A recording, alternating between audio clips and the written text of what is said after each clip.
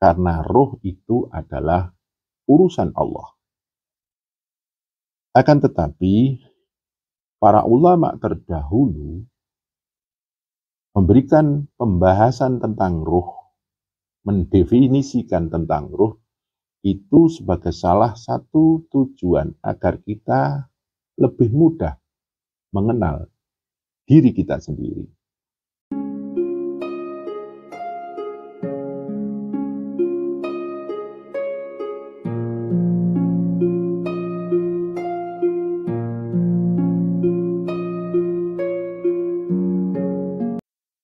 Assalamualaikum warahmatullahi wabarakatuh. Saudara-saudara yang dirahmati oleh Allah, pada kesempatan ini saya akan mencoba menghaturkan satu pembahasan, yaitu pembahasan tentang ruh. Dikala saya menghaturkan pembahasan tentang ruh ini, saya sadar dan sesadar-sadarnya, seperti dalam suratul Quran, surat Al-Isra ayat 85, bahwa pengetahuan kita tentang ruh itu sangat terbatas, sangat sedikit, karena ruh itu adalah urusan Allah. Akan tetapi, para ulama terdahulu memberikan pembahasan tentang ruh, mendefinisikan tentang ruh, itu sebagai salah satu tujuan agar kita lebih mudah mengenal diri kita sendiri. Karena kalau kita mengenal diri kita sendiri, kita akan mengenal Allah. Man arafa nafsahu faqad arafa rabbahu. Adapun pembahasan tentang ruh ini, di video yang telah lalu sudah saya bahas tentang nama-nama ruh sesuai dengan tempat dia bersemayam. Saat itu sudah saya jelaskan bahwa roh yang menghidupi raga namanya roh jasmani. Roh yang menghidupi nafsu namanya roh nafsani. Roh yang menghidupi akal namanya roh nabati. Ini adalah penghidupan alam kebumian kita. Penghidupan alam kelangitan kita, roh itu akan menghidupi ruh itu sendiri, ruh kita, namanya ruh ruhani. Ruh yang menghidupi rasa, namanya ruh sirri. Ruh yang menghidupi cahaya, namanya ruh nurani. Dan ruh yang menghidupi dat kita sendiri, daya hidup dan daya ada kita namanya ruh idhafi, yang mahdhuf kepada ruhullah, ruh semesta.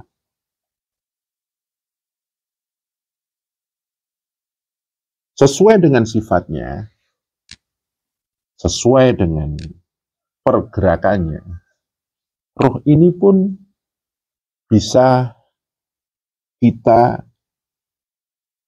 sadari maknanya. Yang pertama, ketika ruh menyadari dirinya sendiri, itulah yang disebut jiwa. Sang jiwa, atau istilah Jawanya sukma. Jiwa kita, sukma kita adalah ruh yang sadar akan dirinya. Dirinya adalah sang jiwa tersebut. Kemudian ruh ini menghidupi raga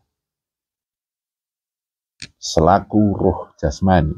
Dan ketika ruh itu masuk dalam tubuh kita, maka disebut nyawa.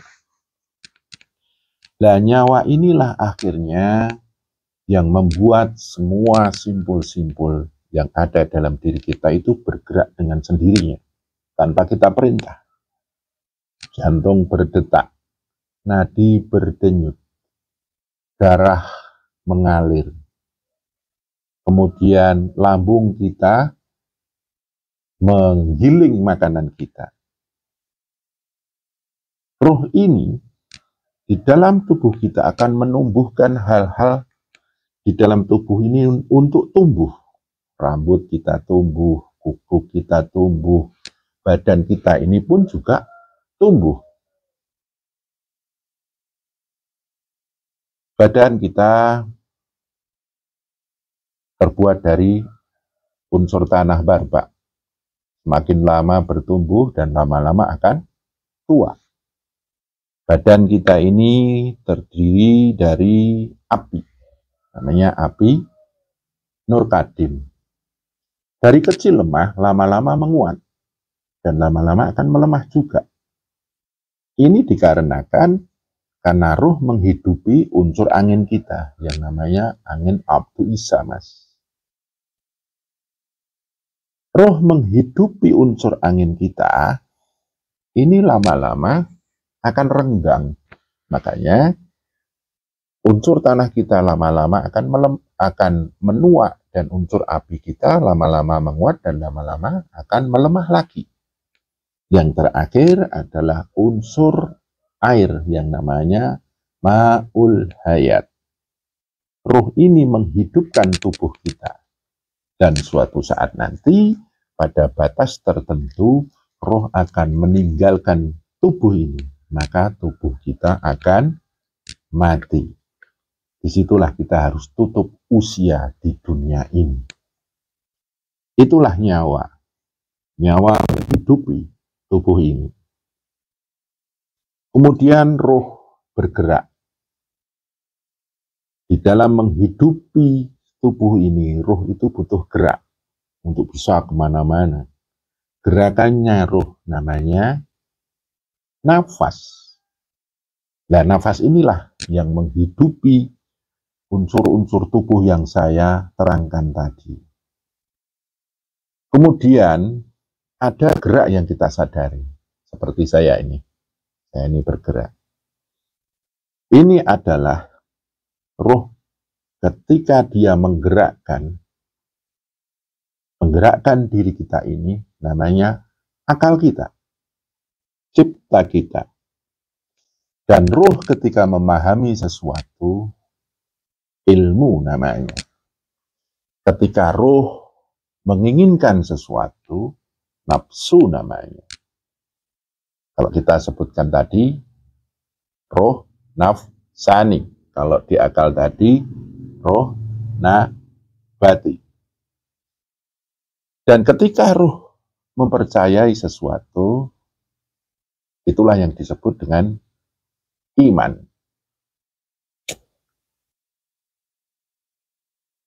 Saudara-saudara yang saya muliakan, dari semua sistem, dari semua partikel, dari semua unsur-unsur yang ada dalam diri kita, zahir, batin, cipta, rasa, dan karsa kita, roh ini mempunyai satu kesadaran. Jadi sejatinya diri kita atau sang sukma atau sang diri adalah kesadaran roh itu tadi. Roh yang sadar adalah kita yang sadar dengan diri kita sendiri. Maka dari itu, saudara-saudaraku,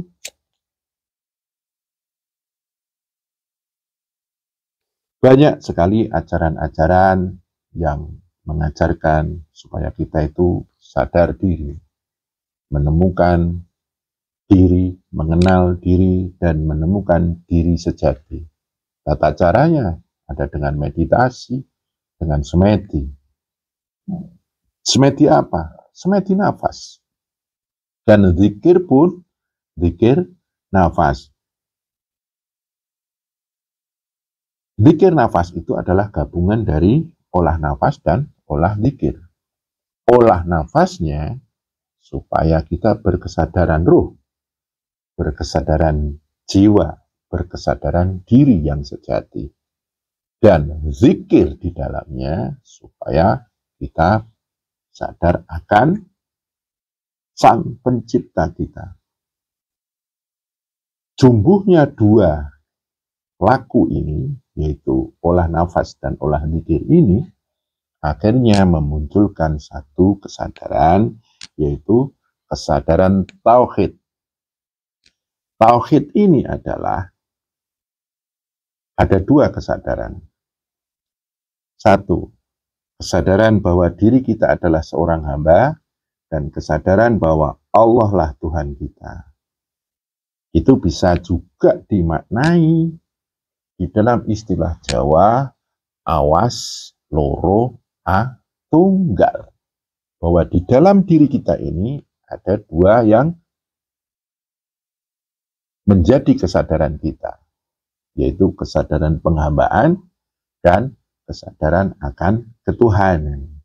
Dan dua kesadaran ini akan terciptalah yang disebut dengan bangunan tauhid. Dan selanjutnya kita akan sadar bagaimana Allah itu sangat sempurna menciptakan diri kita ini. Sangat sempurna sesungguhnya. Kita diciptakan menjadi makhluk yang luar biasa. Kesempurnaan titah Allah atas diri kita, itulah yang disebut kesadaran Nur Muhammad.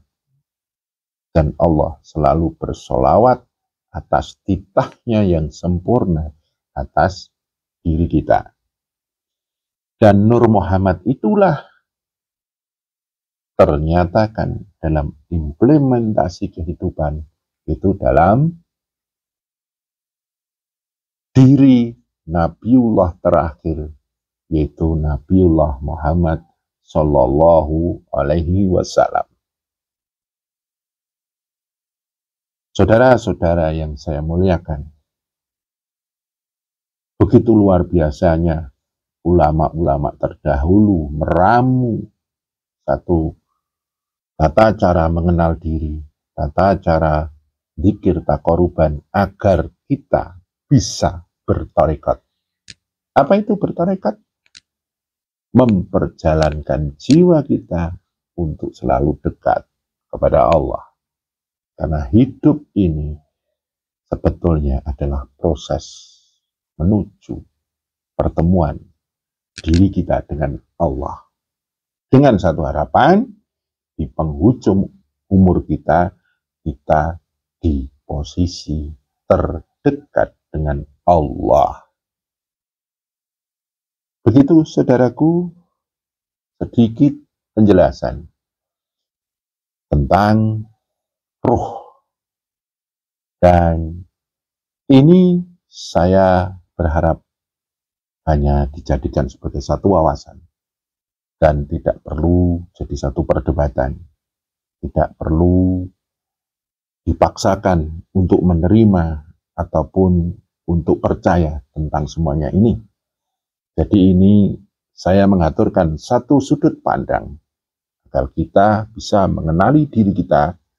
Makanya di majelis kami diajarkan diri kita untuk mengenal unsur yang ada dalam diri ini yang namanya unsur roh. Matur nuwun, semoga bermanfaat. Kurang lebihnya mohon maaf. Assalamualaikum warahmatullahi wabarakatuh.